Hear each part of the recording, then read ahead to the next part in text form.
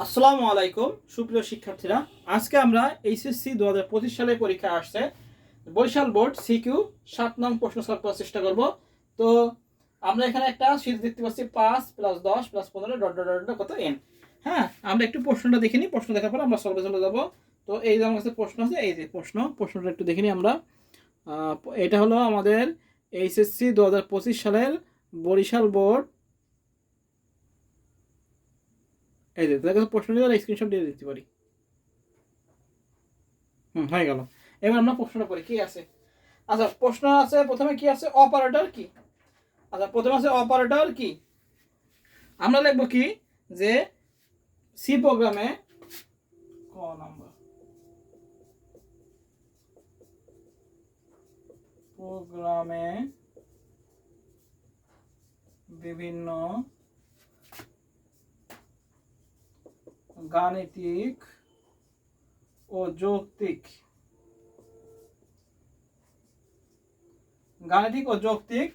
কাজ করার জন্য, গাণিতিক এবং যৌক্তিক সমস্যা সমাধানের জন্য সমস্যা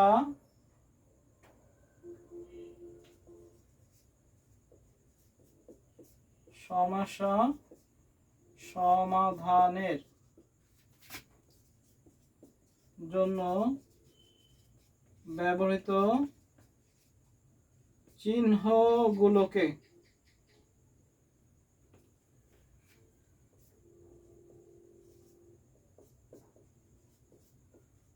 অপারেটর বলে।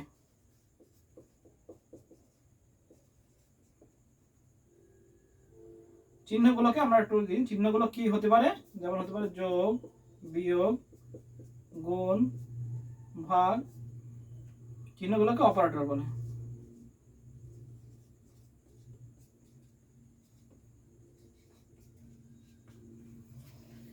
সি প্রোগ্রামে বিভিন্ন গাণিতিক ও যৌক্তিক সমস্যার সমাধানের জন্য ব্যবহৃত চিহ্নগুলোকে কি বলা হয়, অপারেটর বলে। তাহলে ক নাম্বার গেল। এবার আসি খ নাম্বার বলছে 0 দিয়ে লেখা ভাষা ব্যাখ্যা করা আছে। 0 দিয়ে কি ভাষা বোঝা হয়? 0 দিয়ে লেখা হয় যান্ত্রিক ভাষা। 0 দিয়ে কি হয়? মেশিন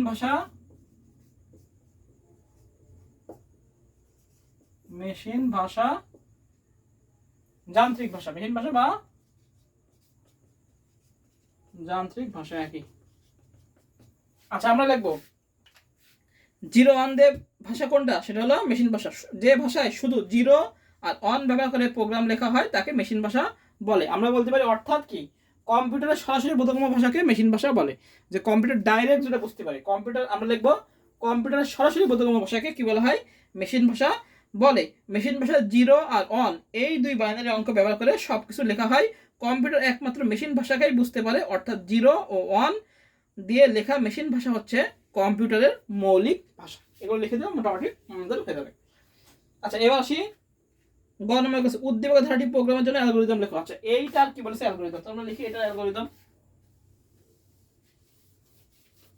আমরা যদি পারি আগে অ্যালগরিদমের সংজ্ঞা দিয়ে দেব, যে সমস্যা সমাধানের জন্য যুক্তিসম্মত ও পর্যায়ক্রমিক ধারা বর্ণনাকে, সমস্যা সমাধানের জন্য যুক্তিসম্মত ও পর্যায়ক্রমিক ধারা বর্ণনাকে কি বলা হয়, অ্যালগরিদম বলে।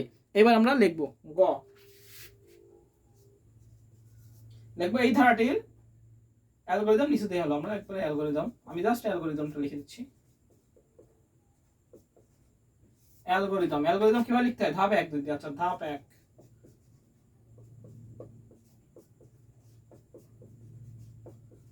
প্রোগ্রাম শুরু করি। আচ্ছা, ধাপ 2 কি, এন এর মান ইনপুট হিসাবে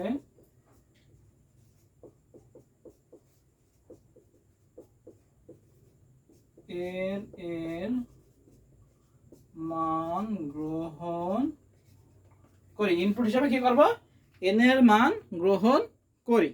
আচ্ছা, এবার ধাপ 3। ধাপ 3 আমাদের এস এর মান এবং আই এর মানটা বলে দিতে হবে। আচ্ছা, ধরি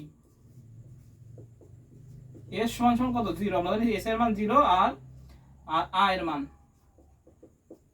আই সমান কত থেকে শুরু হবে, 5 থেকে। 5 ধাপ 4 এবার হবে ধরি s সমান সমান s প্লাস i। আচ্ছা ধাপ 5 এবার লিখবো হলো ইনক্রিমেন্ট। আচ্ছা ধরি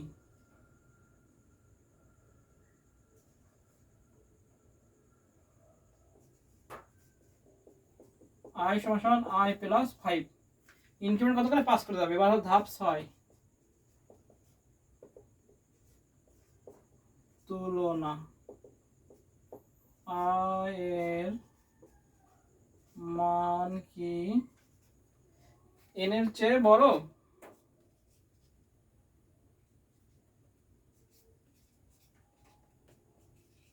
বড় লিখতে পারি, ছোট বা সমান, যা দেখবো সেটাই আমাদের রাইট, কোনো সমস্যা নেই। i এর মান কি n এর চেয়ে বড়? যদি না হয় তাহলে আমরা কয় নম্বর ধাপে যাবো? যদি না হয় তাহলে আমরা 4 নম্বর ধাপে যাবো।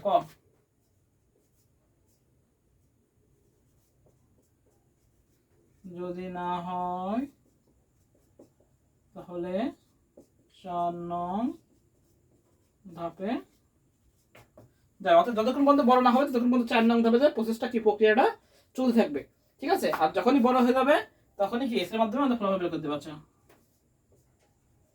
যদি হ্যাঁ হয় তাহলে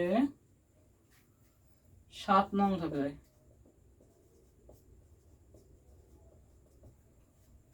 আচ্ছা ধাপ 7 ফলাফল এস এর মান প্রদর্শন করি।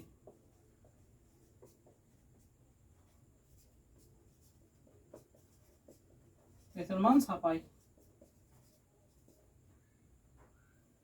ধাপ 8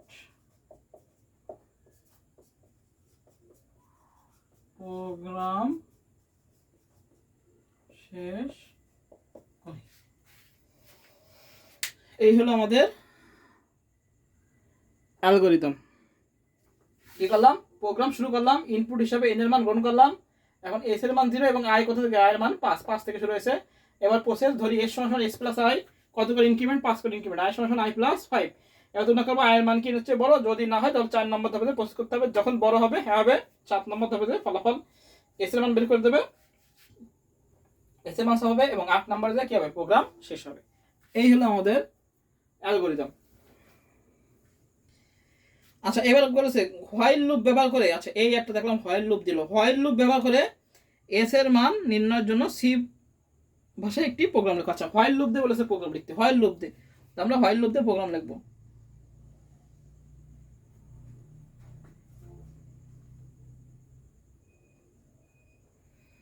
আচ্ছা তাহলে হোয়াইল লুপ দিয়ে আমরা প্রোগ্রাম লিখি, এটা মুছে ফেললাম, তাহলে অ্যালগরিদম গেল, হয়ে গেল অ্যালগরিদম। এবার ঘরে বলেছে প্রোগ্রাম লেখো কি দিয়ে? হোয়াইল দিয়ে।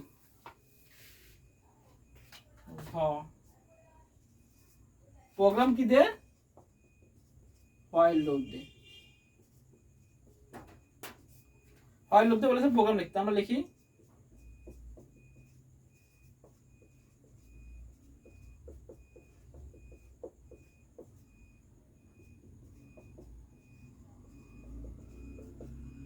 ইন্ট মেন দিলাম।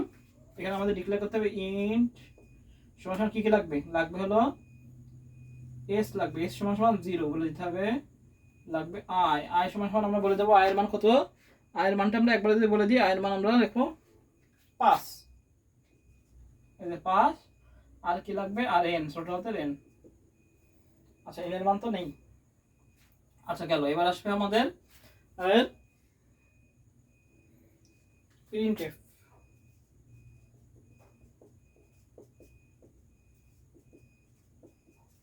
enter the value of n, enter the value of n। আচ্ছা এবার কি করব? এবার হলো scanf দিয়ে ইনপুট নিয়ে নেব, scanf %d n নিলাম ইনপুট। এবার বলছে হোয়াইল লুপ দিয়ে বলতে, তাহলে হোয়াইল লুপ আমরা করি যে হোয়াইল, প্রথমে আগে কন্ডিশন হবে, হোয়াইল দিয়ে হবে i কি n হচ্ছে বড় বা সমান।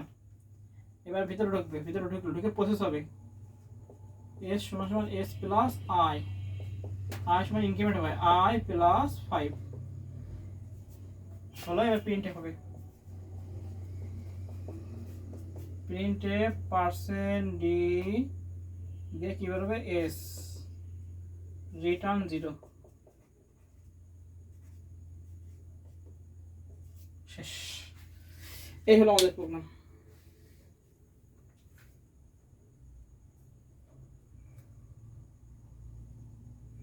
এটা লিখলেই আমরা স্যারের ভিতরে স্যার পেয়ে যাবো। আচ্ছা কি বলছিল যে হোয়াইল লুপ ব্যবহার করে এস এর মান নির্ণয়ের জন্য সি ভাষায় একটি প্রোগ্রাম লিখবো। এটাকে তাহলে আমরা লিখবো হোয়াইল লুপ ব্যবহার করে সি ভাষায়, হোয়াইল লুপ ব্যবহার করে সি ভাষা, হোয়াইল লুপ ব্যবহার করে এস এর মান নির্ণয়ের জন্য সি ভাষায় একটি প্রোগ্রাম নিচে লেখা হলো। এবার লেখা শুরু হবে input storage days int main, int দিয়ে হলো এস এর মান 0, আই এর মান 5 আর এন নিলাম। প্রিন্টএফ দিলাম enter the value of N. আচ্ছা স্ক্যানএফ দিয়ে আমরা এন এর মান ইনপুট নিলাম। হোয়াইল আগে কন্ডিশনে হোয়াইল আই এর মান কি হচ্ছে বড় বা সমান, এবার আসবে ভিতরে ঢুকবে সমান সমান এস প্লাস আই, কত করে ইনক্রিমেন্ট 5 করে ইনক্রিমেন্ট ছিল, তাহলে আই সমান সমান আই প্লাস 5, 5 করে ইনক্রিমেন্ট হবে। এবার প্রিন্টএফ দিয়ে আমরা পার্সেন্ট দিয়ে এস এর মান বের করে দেবো, রিটার্ন 0। এই হলো আমাদের প্রোগ্রাম, একদম সহজ, আমাদের 4 পাস সম্ভব।